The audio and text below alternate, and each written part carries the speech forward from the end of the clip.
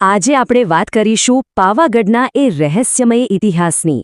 એક એવો કિલ્લો જે જ્વાળામુખી પર બનેલો છે અને જે સદીઓ સુધી અજેય રહ્યો। આ જાણીને નવાઈ લાગશે, પણ ગુજરાતમાં એક એવો કિલ્લો છે જે લાખો વર્ષ જૂના જ્વાળામુખીના અવશેષો પર ઊભો છે, અને એ છે પાવાગઢ। દરિયાઈ સપાટીથી લગભગ 822 મીટરની ઊંચાઈ। વિચાર તો કરો, આટલી ઊંચાઈએ બનેલો આ ગઢ સદીઓ સુધી કેટલાય આક્રમણો સામે અડીખમ ઊભો રહ્યો। એટલે જ પાવાગઢ માત્ર એક કિલ્લો નથી, અહીં તો ઇતિહાસ, આસ્થા અને દંતકથાઓ એકબીજામાં એવા ગૂંથાયેલા છે કે વાત જ ન પૂછો। તો ચાલો સૌથી પહેલાં એ જાણીએ કે આ કિલ્લો બન્યો કેવી રીતે। અને સૌથી રસપ્રદ વાત તો એ છે કે એનો પાયો કોઈ રાજા મહારાજાએ નહીં, પણ ખુદ કુદરતે નાખ્યો હતો। હવે જુઓ, ગુજરાતના પંચમહાલ જિલ્લામાં આવેલો આ પાવાગઢ પર્વત એ ખરેખર તો પ્રાચીન જ્વાળામુખી વિસ્ફોટોનું પરિણામ છે। ભૂસ્તરશાસ્ત્રીઓ કહે છે કે લાખો વર્ષો પહેલાં અહીં જે લાવા વહ્યો એમાંથી જ આ પર્વત બન્યો। અને એક મજાની વાત કહું, અહીંના જે ખડકો છે ને એ પીળા લાલ રંગના છે, બિલકુલ ચંપક ફૂલ જેવા। અને ઘણા લોકો માને છે કે આ જ ચંપક પરથી તળેટીના શહેરનું નામ ચાંપાનેર પડ્યું। છે ને રસપ્રદ? કુદરતી જાણે કે જાણી જોઈને પાવાગઢને એક અભેદ્ય કિલ્લો બનાવ્યો હોય એવી એની રચના છે। આખો પર્વત છે ને એ અલગ અલગ સ્તરોમાં એટલે કે પ્લેટોમાં વહેંચાયેલો છે। આ સ્તરોને માચી કહેવાય છે, જેમ કે અટક માચી, ભદ્રકાળી, મોલિયા અને છેક ટોચ પર કાલિકા માતાનું શિખર। આ દરેક માચી એક કુદરતી દિવાલ જેવું કામ કરતી, જેના કારણે દુશ્મનો માટે આ ગઢ જીતવો લગભગ અશક્ય હતો।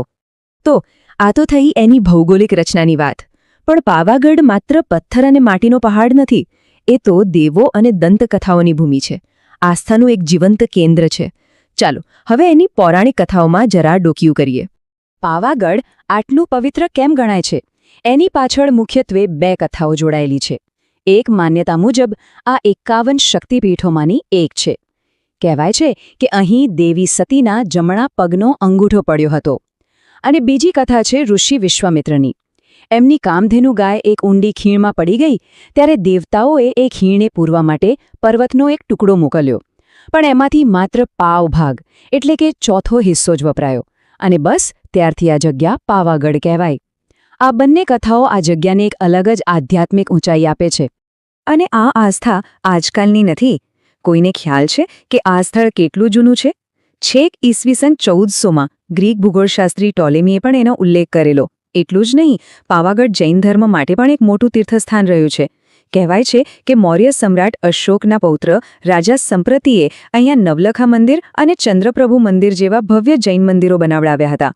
આજે પણ એની ભવ્યતા જોવા જેવી છે। ચાલો હવે સમયમાં થોડા આગળ વધીએ। આપણે પહોંચીએ છીએ મધ્યકાલીન યુગમાં। એ સમયે પાવાગઢ રાજપૂત શાસનનો છેલ્લો અને સૌથી મજબૂત કિલ્લો હતો, અને અહીંયા ઇતિહાસનો એક બહુ જ નાટકીય વળાંક આવ્યો। તો વાત છે પાવાગઢના છેલ્લા રાજપૂત રાજા જયસિંહ રાવળની। એમને પતઈ રાવળ પણ કહેવાતા। એક લોકવાયકા મુજબ નવરાત્રિના સમયે મા મહાકાળી પોતે એક સુંદર સ્ત્રીનું રૂપ લઈને ગરબા રમવા પધાર્યા। રાજા એમના રૂપ પર મોહી પડ્યા અને એમની સાથે અયોગ્ય વર્તન કરી બેઠા। બસ પછી તો શું, માતાજી ક્રોધિત થયા અને એમને શ્રાપ આપ્યો, 6 મહિનામાં તારું રાજ્ય નષ્ટ થઈ જશે। અને એ થયું પણ એવું જ। માતાનો શ્રાપ સાચો પડ્યો। ગુજરાતના સુલતાન મોહમ્મદ બેગડાએ પાવાગઢ પર હુમલો કર્યો।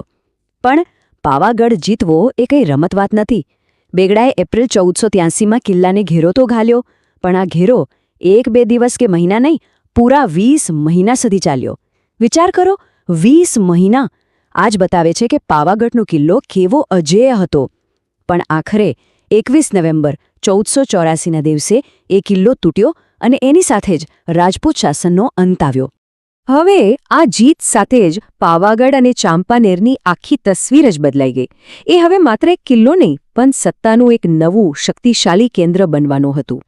મહમૂદ બેગડાએ પોતાની જીત પછી ચાંપાનેરને ગુજરાતની નવી રાજધાની બનાવી, અને ત્યાં એવી ભવ્ય ઇમારતોનું નિર્માણ કરાવ્યું જે હિન્દુ અને ઇસ્લામિક સ્થાપત્ય શૈલીનું એક અદ્ભુત મિશ્રણ હતું। ત્યાંની જે ઇમારતો છે, જેમ કે ભવ્ય જામી મસ્જિદ, કેવડા મસ્જિદ, નગીના મસ્જિદ કે પછી પેલી અનોખી હેલિકલ વાવ, આ બધી જ રચનાઓ હિન્દુ ઇસ્લામિક સ્થાપત્યના સંગમનું શ્રેષ્ઠ ઉદાહરણ છે। અને આ જ આગવી શૈલી ચાંપાનેરની ઓળખ બની ગઈ। પણ કહેવાય છે ને કે સમય કોઈનો નથી હોતો. જે ચાંપાનેર એક સમયે ગુજરાતની શાન હતું, એ જ શહેર ધીરે ધીરે વિસરાતું ગયું. એના પતનની શરૂઆત થઈ. સમયનું પૈડું ફરતું રહ્યું. ચાંપાનેર પર પહેલા મુઘલો આવ્યા, પછી મરાઠાઓ અને છેલ્લે અંગ્રેજો. દરેક નવા શાસન સાથે શહેરનું મહત્વ ઘટતું ગયું અને છેવટે એક સમયનું આ ભવ્ય પાટનગર ગાઢ જંગલોમાં ક્યાંક ખોવાઈ ગયું. પણ એની કહાની અહીં પૂરી નથી થતી. સદીઓ વીતી ગઈ અને પછી આખરે એના ઐતિહાસિક અને સાંસ્કૃતિક ખજાનાને ફરીથી ઓળખ મળી. વર્ષ 2004માં યુનેસ્કોએ ચાંપાનેર પાવાગઢના આખા વિસ્તારને વર્લ્ડ હેરિટેજ સાઇટનો દરજ્જો આપ્યો અને એની સાથે જ આ ખોવાયેલી વિરાસતને આખી દુનિયામાં એક નવી ઓળખ મળી. અને હવે આપણે આ કહાનીના સૌથી શક્તિશાળી અને કદાચ સૌથી ભાવુક પ્રકરણ પર આવીએ છીએ.